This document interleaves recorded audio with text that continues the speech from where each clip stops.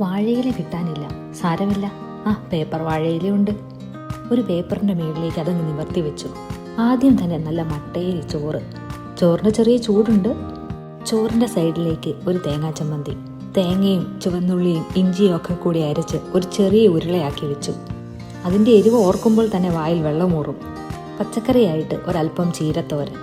ഇനി ഇച്ചിരി non veg ആവാം. ആദ്യം തന്നെ ഒരു മുട്ട പൊരിച്ചത്. മുട്ടയില്ലാതെ എന്ത് പൊതിച്ചോറ്. അടുത്തതായി ചിക്കൻ ഫ്രൈ. നല്ല മസാലയൊക്കെ പുരട്ടി മുരിച്ചെടുത്ത നല്ല ചിക്കൻ ഫ്രൈ. നല്ല മണമാണതിന്.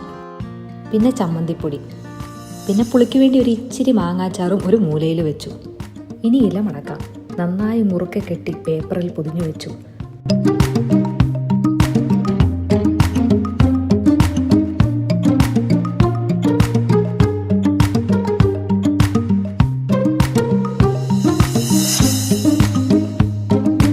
ഏകദേശം ഒരു അരമണിക്കൂർ കഴിഞ്ഞപ്പോൾ തന്നെ പൊതി തുറന്നു.